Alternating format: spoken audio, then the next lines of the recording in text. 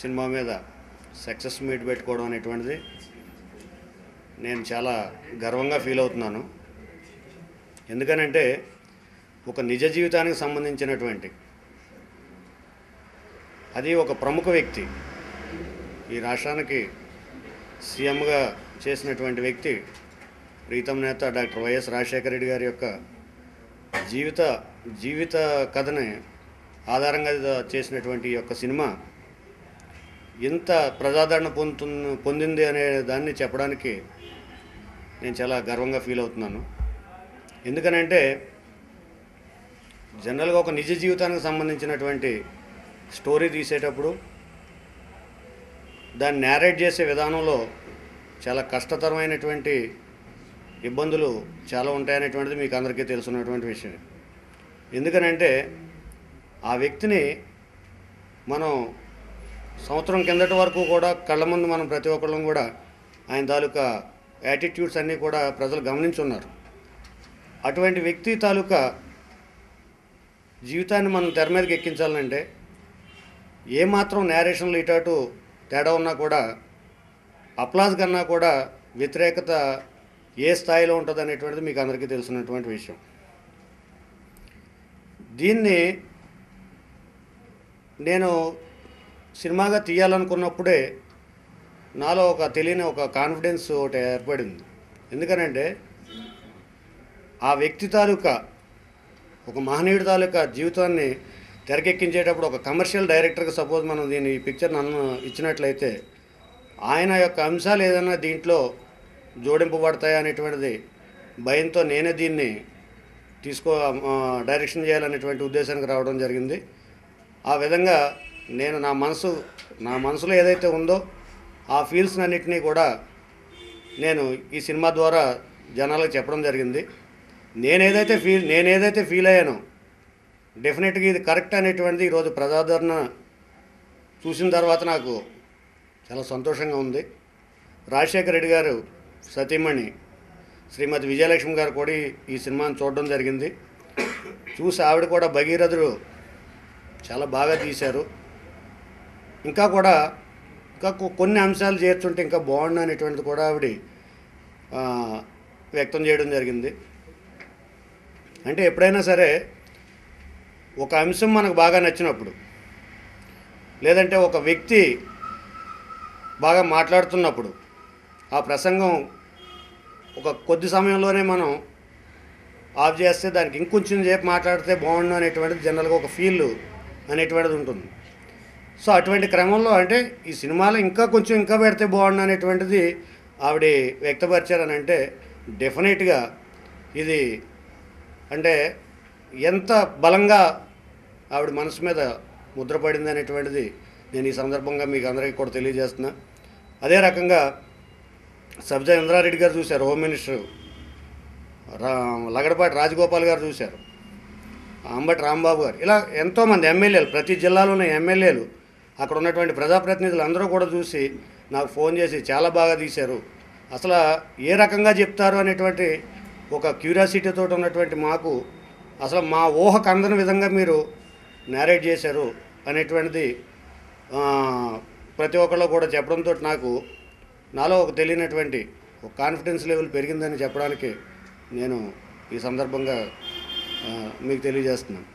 అదే రకంగా అన్ని సెంటర్స్లోని కూడా ఇప్పుడు నాకు ఒక 7-8 సెంటర్స్లో ముసలివాళ్ళు, అంటే వాళ్ళ పాపం సినిమాకు వచ్చేటువంటి ఓపిక కూడా లేనటువంటి వాళ్ళు ఒక విజయవాడ థియేటర్లోని ప్లస్ గుంటూరు అండ్ అనంతపురం ఈ 3 థియేటర్లో మంచాల మీద సాయం పట్టుకుని వచ్చి సినిమా చూసినటువంటి అంశాలు నా దృష్టికి తీసుకుని వచ్చారు.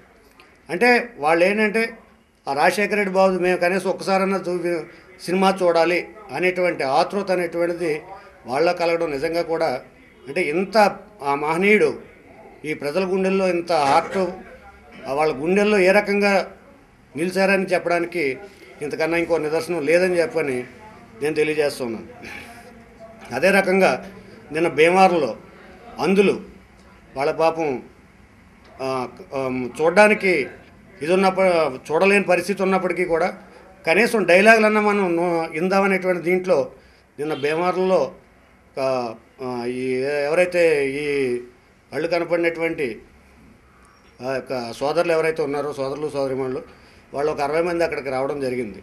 వారికి ఫ్రీగా టికెట్లు ఇచ్చి చూపించడం జరిగింది. ఇలాగ ఎక్కడ తీసుకున్నా కూడా సినిమాలు ఎన్నో వస్తూ ఉంటాయి, పోతూ ఉంటాయి.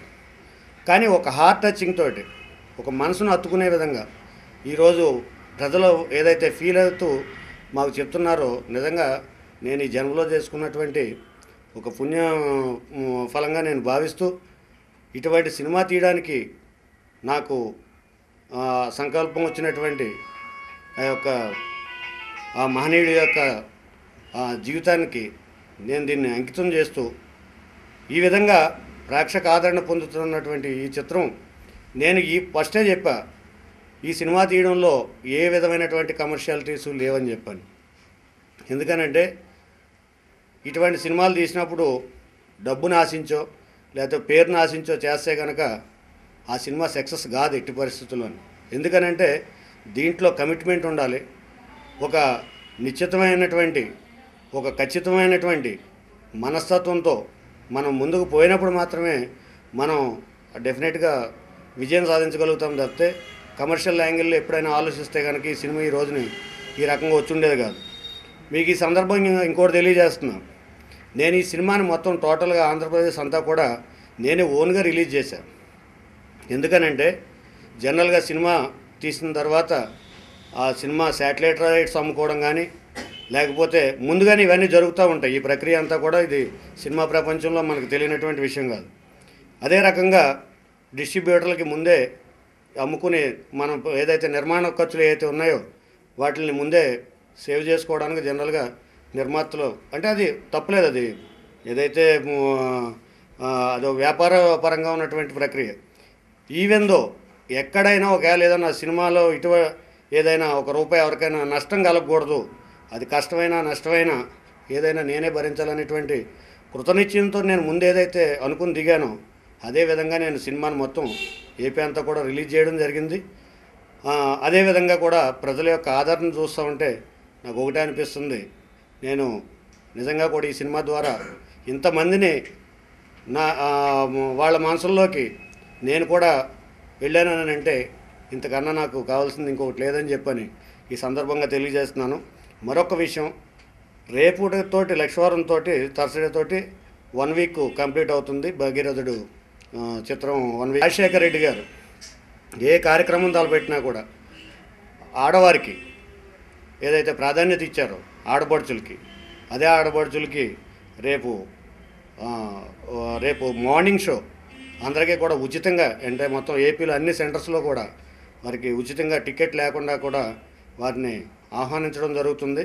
ప్రతి ఒక్క ఆడపడుచు కూడా మీరు ఈ అవకాశం సద్వినియోగం చేసుకుని ఏపీలో ఎన్ని సెంటర్లో అయితే సినిమా రిలీజ్ అయి ఉందో అన్నిటిలోని కూడా మీకు టికెట్ అనేటువంటిది తీసుకోకుండా మీరు ఫ్రీగా వెళ్ళొచ్చు అని చెప్పని అందరికీ కూడా ఈ సందర్భంగా మీడియా ద్వారా తెలియజేస్తున్నాను. అదే రకంగా రాజశేఖర రెడ్డి గారి కుటుంబానికి ప్రతి ఒక్కరికి కూడా నేను ఈ సందర్భంగా ధన్యవాదాలు తెలుపుతూ, నేను ఏదైనా సినిమాలో ఎక్కడైనా చిన్న లోటుపాట్లు ఇంతవరకు నా దృష్టికి అయితే ఏ ఒక్క పర్సన్ నుంచి కానీ ఏ ఒక్క ఫోన్ కానీ నెగిటివ్ రిపోర్ట్ అనేటువంటిది ఇంతవరకు ఎక్కడ రాలేదండి. ఎవరు చూసినా కూడా సినిమా చాలా బాగుంది, చాలా హార్ట్ టచింగ్గా ఉంది, చాలా ఫీల్గా ఉంది, మీరు ఏదైతే లాస్ట్లో క్లైమాక్స్లో పంచభూతాల కాన్సెప్ట్ ఏదైతే పెట్టారో అది మా గుండెలను పిండేస్తుంది. ఎందుకనంటే నేను ఒకటే అనుకున్నా, ఆ రోజు రాజశేఖర రెడ్డి గారు అంతిమ గడియల సందర్భంగా ఆ రోజు ఆయన ఒక పంచభూతాల్లో విలీనమైపోయారని చెప్పని నేను నమ్మాను. నేను అదే ఫైనల్గా సినిమాలో నేను పెట్టడం జరిగింది. నా జీవితంలో సంపంగి అని ఒక సక్సెస్ సినిమా ఉంది. ఆ తర్వాత నేను దాదాపు 20 పైన సినిమాలు చేశాను. యాజ్ ఎ లిరిక్ రైటర్గా అండ్ సింగర్గా చాలా సినిమాలు చేశాను. ఈవెన్ మ్యూజిక్ డైరెక్టర్గా కూడా 4 సినిమాలు చేశాను. బట్ ఈ సినిమా నాకు ప్రత్యేకమైంది, నా జీవితంలో మర్చిపోలేని సినిమా. ఎందుకంటే అందరికీ తెలిసిన హీరో ఆయన వైఎస్ గారు. ఆయన సినిమా చేస్తున్నానంటేనే అసలు ఫస్ట్ చాలా యాంగ్జైటీకి గురయ్యాను నేను. ఆ సినిమా డెఫినెట్గా కథ ఆయన గిరిరెడ్డి గారు చెప్పినప్పుడు నేను డెఫినెట్గా సక్సెస్ అవుతుంది సార్, అసలు ఒక రాజకీయ నాయకుడి సినిమా, ఒక సక్సెస్ చూసిన నాయకుడి సినిమా చేయాలంటే అసలు ఏవేవో అనుకుంటారు, బట్ మీరు ఈ విధంగా వెళ్తున్నారు, చాలా బాగుంది, అందరికీ నచ్చుతుంది ఇది. ఎవరైతే ఆయనకు ఆపోజిట్ ఉన్నారో వాళ్ళకు కూడా నచ్చుతుంది ఈ సినిమా. డెఫినెట్గా సక్సెస్ అవుతుంది అన్నాము. అలాగే అనుకున్నట్టుగానే మేము అనుకున్న దానికంటే ఎక్కువ సక్సెస్ అయింది ఈ సినిమా. అలాగే ఈ సినిమా మ్యూజిక్ కూడా అందరికీ బాగా నచ్చింది. ప్రతి పాట అందరు పాడుకుంటున్నారు. ఇప్పుడు రింగ్ టోన్స్ అడుగుతున్నారు చాలామంది ఫోన్స్ చేసి అడుగుతున్నారు. తర్వాత ఈ సినిమా నా జీవితంలోనే ప్రత్యేకమైన సినిమా. ఎందుకంటే ఇన్నాళ్ళుగా నేను 98లో వచ్చాను ఇండస్ట్రీకి. ఇప్పటివరకు సినిమాలు చేస్తూ ఉన్నాను, అంతే ఎఫర్ట్ పెట్టి చేస్తూ ఉన్నాను. కానీ అంటే సినిమాలు కొన్ని బాగాలేకపోవడం వల్ల, కొన్ని రిలీజ్ కాకపోవడం వల్ల నాకు అంటే నేను అనుకున్న సక్సెస్ రాలేదు. డెఫినెట్గా ఈ సినిమా నా జీవితంలో మంచి బ్రేక్ ఇచ్చింది నాకు. అంటే మంచి అవకాశాలు కూడా వస్తున్నాయి. అలాగే ఫస్ట్ నేను గిరిరెడ్డి గారిని ఫస్ట్ ఈ ప్రాజెక్ట్ స్టార్ట్ అయినప్పుడు నేను మ్యూజిక్ డైరెక్టర్ కాదండి. అప్పుడు స్టార్ట్ చేశారు ఆయన్ని లిరిక్ రైటర్గా పంపించారు నన్ను చలం గారు. ఆయన్ని కలిసినప్పుడు నేను ఆయన చూసినప్పుడు ఈయన సినిమాలే చూడరంటే అసలు సినిమాలే సంబంధం లేదు, ఆయన డైరెక్షన్ చేస్తారంటే ఎలా చేస్తారనేది నాకు కొంచెం డౌట్గా ఉండింది. ఎందుకంటే అసలు సినిమా చూసేవాళ్ళే ఎంతో కో డైరెక్టర్గా చేసి అసిస్టెంట్ డైరెక్టర్గా ఎన్నో ఏళ్ళు చేసినా కూడా సినిమా ఈరోజు సక్సెస్ కావట్లేదు. జనాలకి ఏం నచ్చుతుంది అనేది మనకు ఐడియా రావట్లేదు. అలాంటిది ఆయన ఒక కథ అనుకొని సక్సెస్ఫుల్గా తీశారు ఈరోజు. ఫస్ట్ ఆఫ్ ఆల్ ప్రేక్షకులందరికీ థ్యాంక్స్ చెప్తున్నాము. ఎక్కడ కూడా ఈ సినిమాకు అంత మంచి పేరు వచ్చింది. అసలు సినిమా అంటేనే కత్తి మీద స్వాము, కానీ గిరిరెడ్డి గారు కత్తి మీద స్వామే కాదు స్వారీ కూడా చేసి చూపించారు. ఎక్కడ కూడా కొత్త డైరెక్టరు ఈయనకు సినిమా చేయగలడా అని మామూలుగా ఉంటుంది, కానీ ఈ విషయంలో ఏ విషయంలో కూడా ఆయన పర్ఫెక్ట్గా డీల్ చేశారు. ఎందుకంటే చేస్తా ఉండేది ఒక గొప్ప మహనీయుడిది, ఆంధ్రప్రదేశ్ ముఖ్యమంత్రి. ఆయన పదవిలో ఉండగానే అసూలు బాపారు. ఆయన పోయినప్పుడు చూశారుగా ప్రేక్షకులు, ఎంతోమంది గుండెలాగి చనిపోయినారు. ఎంతోమంది అయితే ఒక అన్న పోయిన ఫీలింగ్, ఒక తండ్రి పోయిన ఫీలింగు, ఒక తమ్ముడు, ఒక మామ అట్లా పోయిన ఫీలింగ్గా ఉన్నారు. అలాంటి ఆయన సినిమా చేసేటప్పుడు ఎంత జాగ్రత్తగా ఉండాలంటే ఆయన కథ చెప్పినట్టే యాదగిరి అన్నట్టు కథలోనే కొలతలు అనమాట. అందులో ఇట్లాంటి పిక్చర్ చేయాలంటే కత్తి మీస్తాము. ఎందుకంటే ఆయన జీవితాన్ని పెద్ద వాళ్ళంతా చూసి ఈరోజు అప్రిషియేట్ చేశారు. మొన్న అంబటి రాంబాబు గారు భుజం తట్టారు. అలాంటి వాళ్ళంతా చూసేటప్పుడు ఎలా చేయాలంటే ఆయన ప్రతి ఒక్క ఎక్స్పీరియన్స్, ఆయన జీవితంలో ఉన్న ఎక్స్పీరియన్స్ను కూడా కరెక్ట్గా ఏదన్నా చిన్నది రాయించుకునేటప్పుడు పోయినా ఆయన కూర్చొని తెల్లారుజామున 5:30కి లేచి కూర్చొని రాసుకునేవారు. ఆయన ఏం సార్ అంటే ఇది ఇలా కాదండి, ఇలా ఉండాలండి. నిజంగా ఈ సినిమా ఇంకోటి కూడా చెప్పాలి, గిరిరెడ్డి గారు కాదు చేసింది డైరెక్షన్, వైఎస్ రాజశేఖర రెడ్డి గారు. అది నేను 100% చెప్పగలను. మొన్న ఆడియో ఫంక్షన్లో కూడా కొండా సురేఖ గారు గిరిరెడ్డి ఈ సినిమా చేయాలంటే పెట్టి పుట్టారు అనగానే ఈయన కళ్ళెమ్మ నీళ్ళు వచ్చి, అది నా ఘనత కాదు, వైఎస్ రాజశేఖర రెడ్డి గారి బ్లెస్సింగ్స్ ఉన్నాయి. ఈ సినిమా స్టార్ట్ చేసినప్పటి నుంచి అది ఏమో కానీ అన్ని బ్లెస్సింగ్స్ ఆయనవే ఉన్నాయి. ఒక కథా చర్చలప్పుడు వర్షం రావడం, ఎండాకాలంలో వర్షం రావడం ఏంటి, వాయుగుండం ఇక్కడ షూటింగ్ జరుగుతా అంటే ఈయన ఒకటే చెప్పేవారు. ఈయన ధైర్యం ఏంటంటే వైఎస్ రాజశేఖర రెడ్డి గారికి ఉన్న మొండి ధైర్యము. ఆయన అంతే, ప్రజలకు ఏదైనా చేయాలనుకుంటే ఫండ్స్ ఉన్నాయా లేవా అని పక్కన పెట్టు, నా ప్రజలకు చేయాలి అనే మొండి ధైర్యంతో చేస్తాడు. అదే మొండి ధైర్యం వచ్చింది. సార్ ఎల్లుండి షూటింగ్ పెడతాము, మెడ్రాస్ నుంచి డాన్సర్స్ని పిలిపిస్తాము, అనవసరంగా వర్షం వచ్చిందనుకో అంతమంది డాన్సర్స్కి పేమెంట్ చేయాలంటే ఆయన పేమెంట్లు దాని గురించి మాట్లాడిందండి. వర్షం మనకు రాదన్నాడు. హైదరాబాద్లో భయంకరమైన వర్షము, మేము షూటింగ్ చేస్తా అంటే వర్షం రాలేదు. అలాంటి బ్లెస్సింగ్స్ ఉన్నాయి ఆయనకు. అందుకే కొత్త డైరెక్టర్ అన్నట్లేదండి, రామ్ గోపాల్ వర్మ గారిని అట్లా చూశాను నేను. శివ సినిమా చేశాడు అంటే నాలెడ్జ్ ఉంటే చాలు, ఒక 10 ఏళ్ళ ఎక్స్పీరియన్స్ ఉండాలి, అసిస్టెంట్గా చేయాలి, ఏమక్కర్లా, నాలెడ్జ్ ఉంటే చాలు అనే దానికి ఆయనే ఉదాహరణ.